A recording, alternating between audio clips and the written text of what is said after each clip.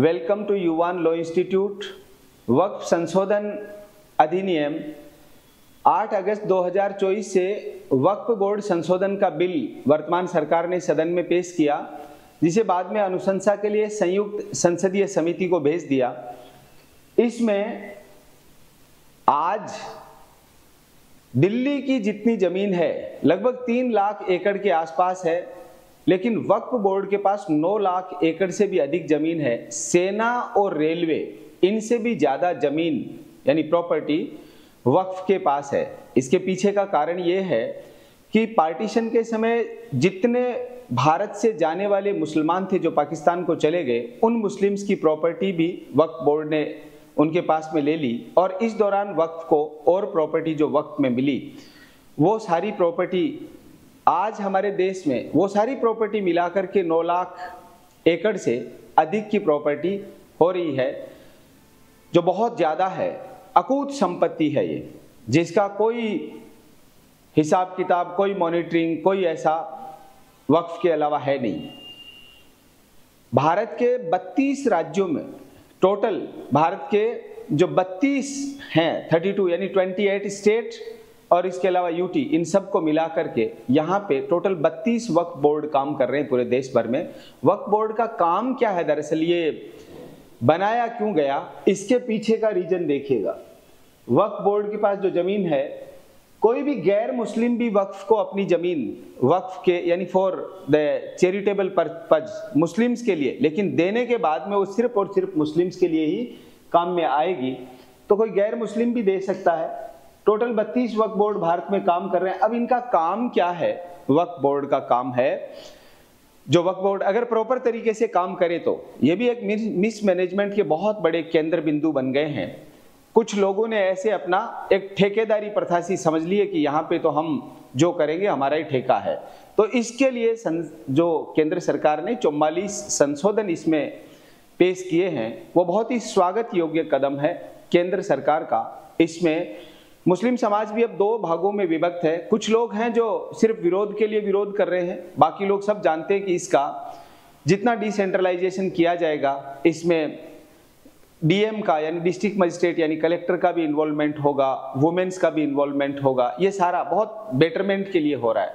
तो उसमें विरोध करने जैसा कोई रीजन बनता नहीं है। और वैसे भी हमारे देश में इंडिया एक सेक्युलर नेशन है, इस नाते वक्फ बोर्ड होना भी नहीं चाहिए। गवर्नमेंट को अमेंडमेंट नहीं, इसको बिल्कुल इसको हटा देना चाहिए।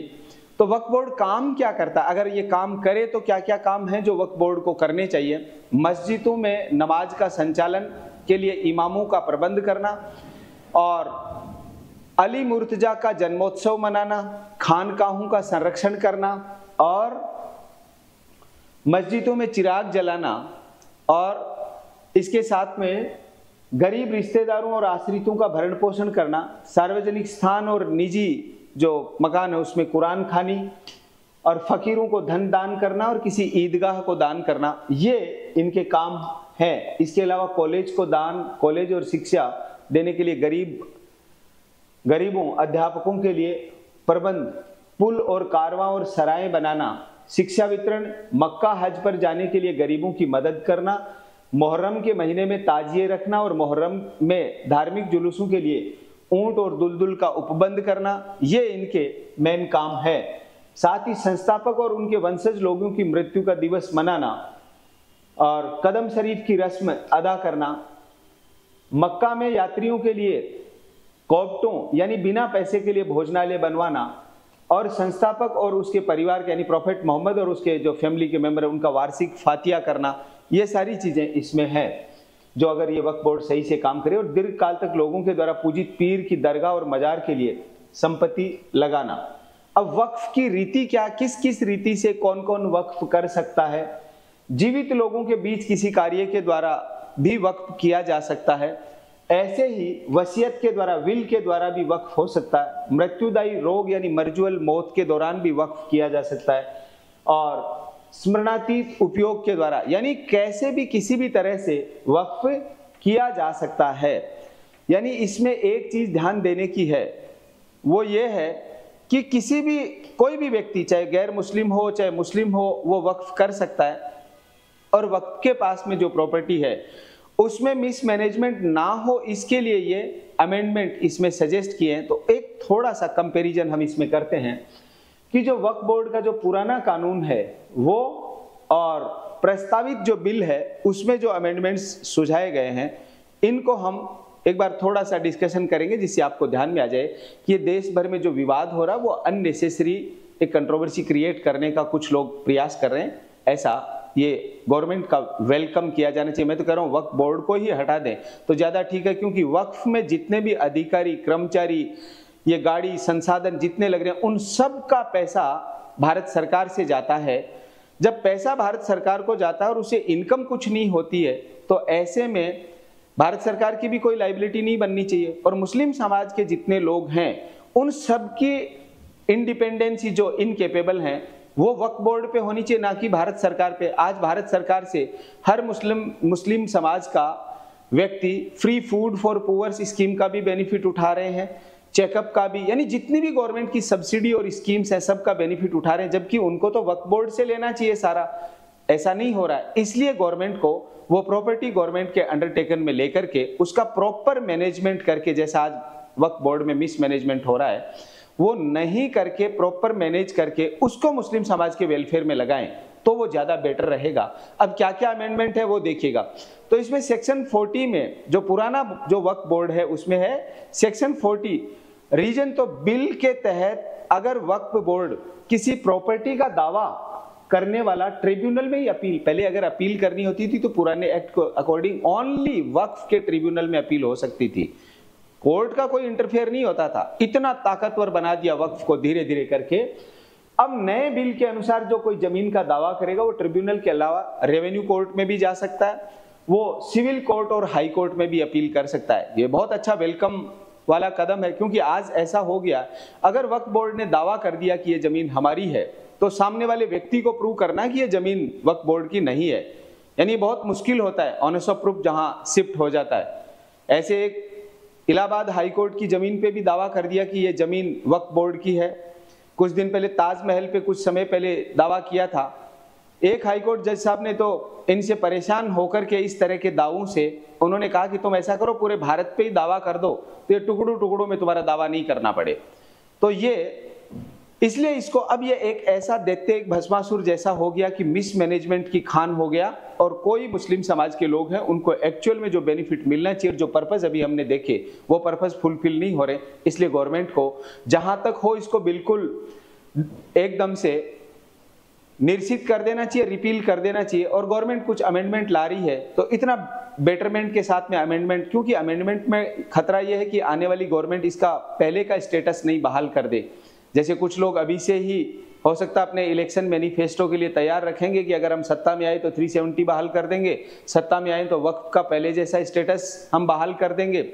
ऐसा ये लोकतंत्र का एक डिसएडवांटेज होता है जो नहीं होना चाहिए। 370 का जो चेंज हुआ है वो कश्मीर के बेटरमेंट पे है और वक्फ बोर्ड में जो चेंज हो रहा है वो मुस्लिम समाज के बेटरमेंट में। ऐसा हर पढ़ा लिखा मुस्लिम नौजवान और मुस्लिम वर्ग का व्यक्ति इस बात को जानता है। कुछ लोग हैं जो मलाई खा रहे हैं, वक्फ के नाम के करप्शन कर रहे हैं, उन पे कंट्रोल है, उनके पेट में दर्द है, वो ज्यादा चिल्ला रहे हैं इसके विरोध में। और दूसरा जो चेंज है, मोटे मोटे जो चेंज है, बड़े चेंज, ऐसे 4 चेंजेज को हमने यहाँ पे वक्फ ट्रिब्यूनल का फैसला आखिर माना जाएगा। और उसकी चुनौती पहले जो वक्फ ट्रिब्यूनल ने जो दे दिया जजमेंट, उसकी कोई अपील नहीं थी, कहीं चैलेंज नहीं किया जा सकता। अब वक्फ ट्रिब्यूनल के फैसले के खिलाफ हाई कोर्ट में भी अपील की जा सकती है। तो ये बहुत अच्छा हुआ, कोई पार्टी सेटिस्फाई नहीं है तो आगे अपील में जा सकती है, क्योंकि वक्त तो हर जमीन पे अपना दावा कर देगा तो आदमी जाएगा कहाँ? ट्रिब्यूनल भी उनका, वहां काम करने वाले सारे कर्मचारी, अधिकारी, सब लोग मुस्लिम समाज के, वो भी गलत है। जब सारी जमीन और सारा बेनिफिट है वो मुस्लिम समाज भारत सरकार से लेता है, ऐसे मामलों में ये रेवेन्यू भी गवर्नमेंट ऑफ इंडिया को जाना चाहिए। तीसरा अंतर है, किसी जमीन पर मस्जिद हो या उसका उपयोग इस्लामी उद्देश्यों के लिए हो तो वे ऑटोमेटिक वक्फ की संपत्ति मानी जाएंगी। यानी जिस जमीन पे मस्जिद है वो वक्फ कह देगा, चाहे हो चाहे नहीं हो, कह दिया ये जमीन वक्फ बोर्ड की है तो वो वक्फ बोर्ड की मान ली जाती थी। यही एक इसको रोकने के लिए अब ऐसा कर दिया, नए चेंजेस जो सुझाए गए हैं। जब तक किसी ने वक्फ को दान में जमीन नहीं दी हो और उस पर भले ही मस्जिद बनी हो, पर वो वक्फ की संपत्ति नहीं मानी जाएगी, क्यों? क्योंकि उसने वक्फ के लिए नहीं दान दी, वो सिर्फ उतने से काम के लिए दिए। मस्जिद बन गई, इससे जमीन उनकी हो गई, मजार बन गई, जमीन उनकी हो गई। ऐसी कई कई जगह तो ब्रिज पे, पुलिया के ऊपर मजार बन गई। पुलिया पे मजार कैसे बन गई? नीचे ब्रिज बना हुआ है। उदयपुर में एक आयड़ की पुलिया है, उसके ऊपर मजार बनी हुई है। वो किस एंगल से मजार बन सकती है? अब वो भी वक्फ बोर्ड दावा कर देगा कि ये जो आहड़ नदी पे बना हुआ पुल है, जिसको आयड़ की पुलिया कहते हैं, तो ये तो हमारा है, ऐसे दावा कर देंगे। तो ऐसे मस्जिद के लिए ये एक चेंज हो रहा है जो बहुत अच्छा हो रहा है।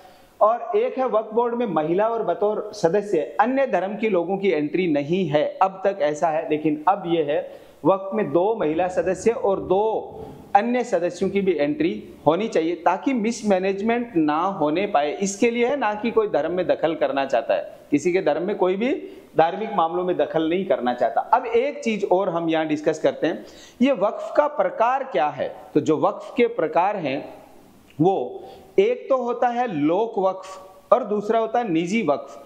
अब लोक वक्फ में क्या क्या काम किए जाते हैं वो देखिएगा। 2 टाइप ऑफ वक्फ हैं। तो पहला, लोक वक्फ में सार्वजनिक वक्फ धार्मिक और खैराती प्रयोजनों के लिए किया जाता है। इसमें मस्जिदों और नमाज के मैदान इसके लिए, और इमाम बाड़े, रोजे दरगाह, सराय और कारवां सराय और खानका, इनका प्रबंध ये किया जाएगा। कौन से वाले वक्फ से किया जाएगा?